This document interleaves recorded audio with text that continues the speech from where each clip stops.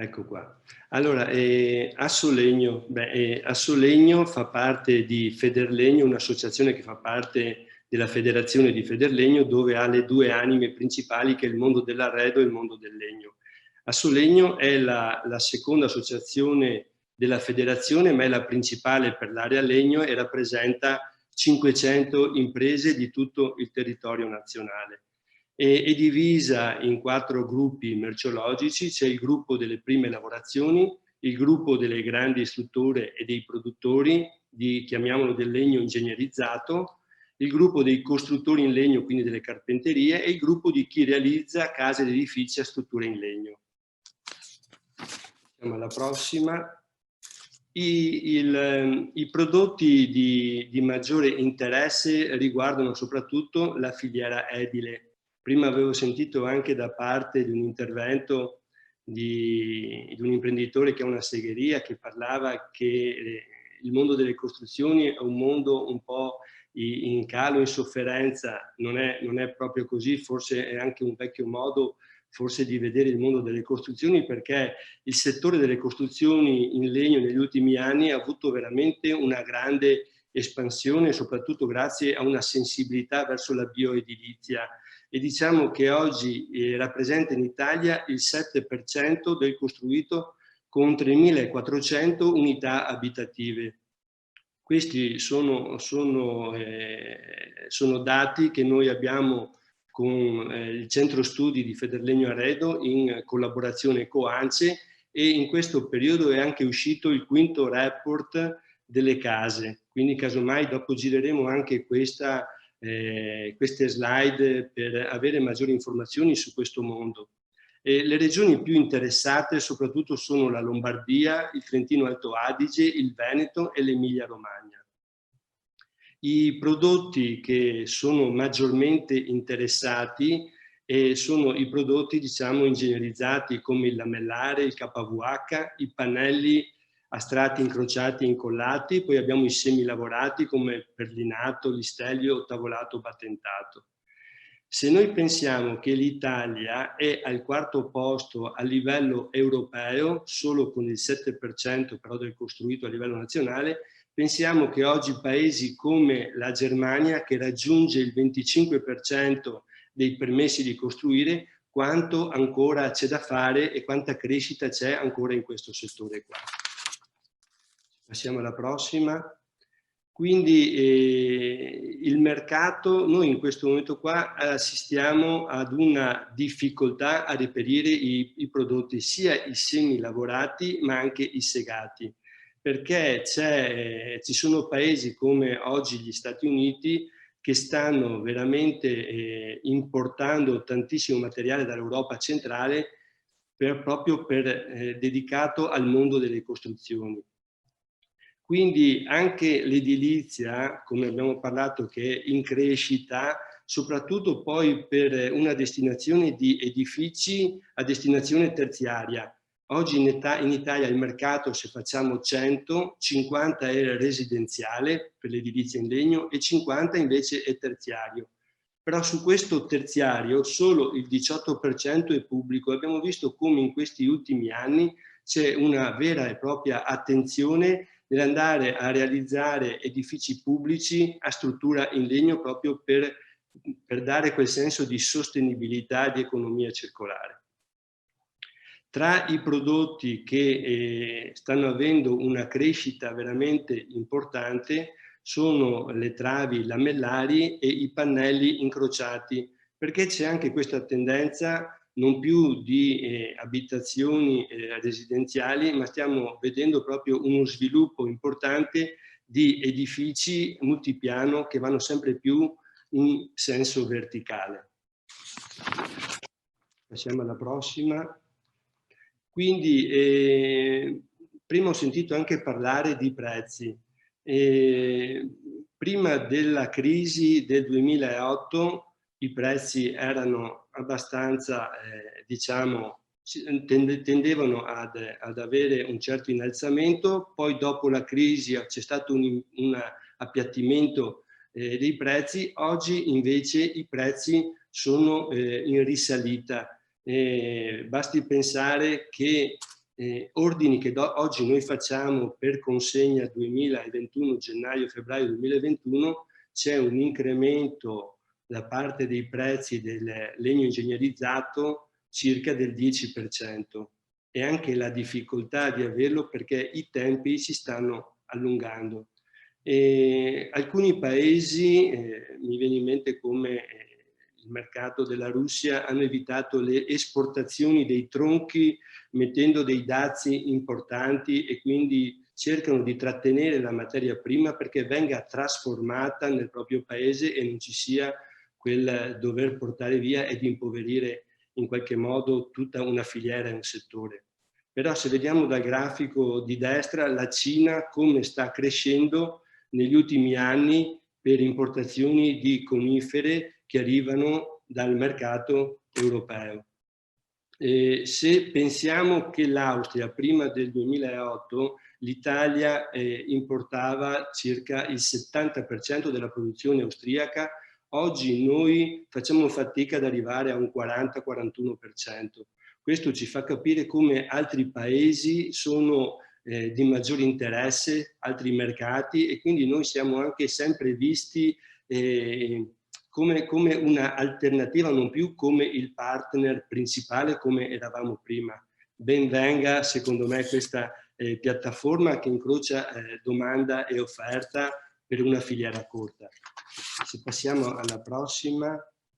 Quindi filiera locale, è necessario oggi, secondo me, più di prima, eseguire un lavoro di implementazione tecnica, normativa e dedicata a una progressiva proprio riattivazione della filiera.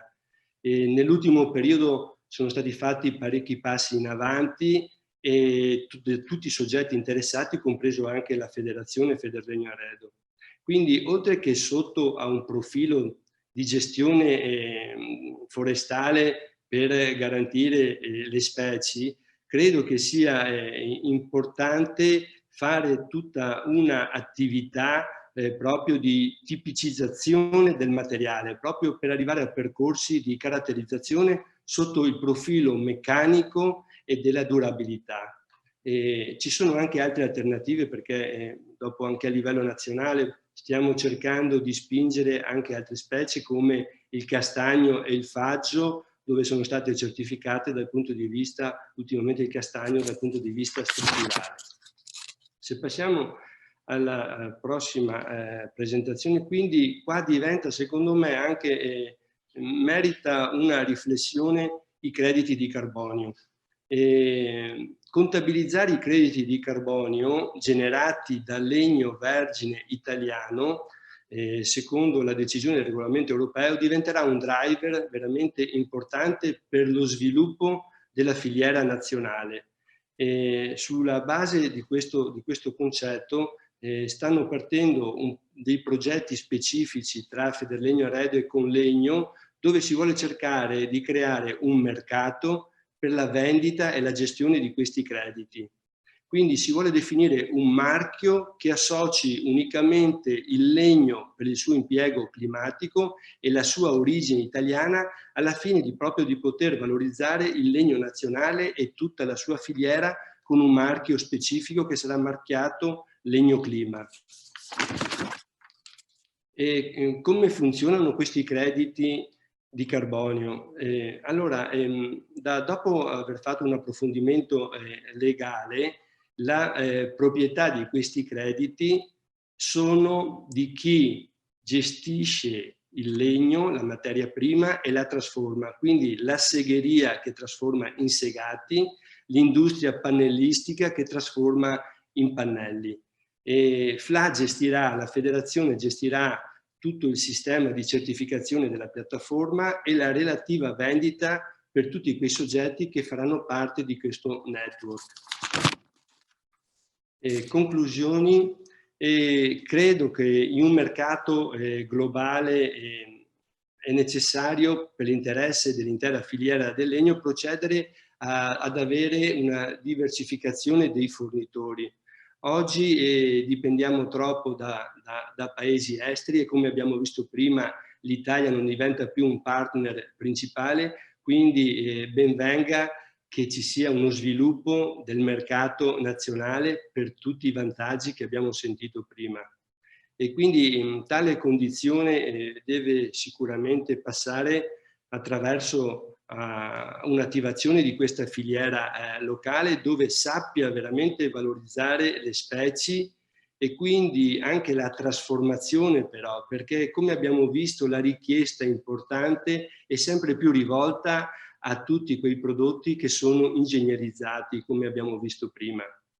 Quindi non possiamo più pensare, come diceva anche Claudia su un articolo che abbiamo visto del 24 ore, del Sole 24 ore, dove noi esportiamo i tronchi nostri, la nostra materia prima, che potremo lavorarla e valorizzarla, e dopo andiamo ad importare il prodotto lavorato. Quindi il valore aggiunto della materia prima la lasciamo fuori all'estero alla gestione di altre imprese.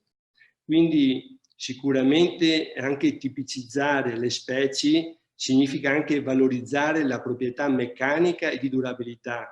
Credo che abbiamo della materia prima importante e va quindi fatto un piano di comunicazione del valore della nostra materia che abbiamo. E in ultima non dobbiamo sottovalutare i crediti di carbonio. Prima abbiamo visto che sono chi trasforma, chi lavora il tronco che ha diritto. Io credo invece che noi dovremmo questi crediti di carbonio in qualche modo dare la possibilità che vengano distribuiti con una parte a valle, perché se non c'è l'interesse dell'utente finale di fare una scelta, al di là che deve fare una scelta consapevole, una scelta sostenibile, ma dopo alla fine se non c'è anche un interesse economico difficilmente farà una scelta di dire vorrei che nella mia casa, dove ho deciso di costruirla con una struttura in legno o una ristrutturazione, voglio avere un certificato che il materiale impiegato sia il nostro materiale, perché dopo lui avrà diritto a una parte di quei crediti di carbonio.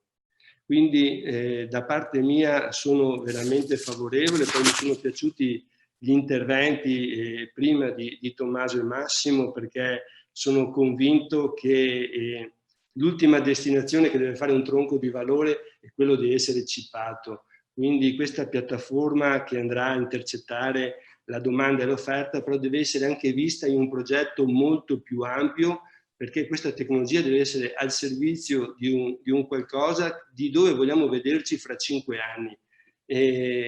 Sicuramente serve lo sviluppo anche di tutta una filiera di trasformazione, perché la maggior parte, concludo anche, perché la maggior parte di noi, di chi lavora nel mondo del legno, è un qualcosa che ci è stato in qualche modo tramandato dai nostri genitori o da qualche esperienza di qualcuno che ha avuto qualche zio o qualche nonno, e quindi ce l'abbiamo anche nel nostro DNA. E quindi mi auguro veramente, e noi come federazione siamo a disposizione, perché siamo riusciti anche in Veneto, grazie anche al contributo della Regione, ad aprire un tavolo tecnico di filiera dove possiamo portare a livello regionale tutti i nostri progetti perché possano avere uno sviluppo. E chi non mi dice che le Olimpiadi di Milano e Cortina non veda dei moduli abitativi temporanei per gli atleti realizzati con la nostra materia prima dei nostri boschi. Grazie.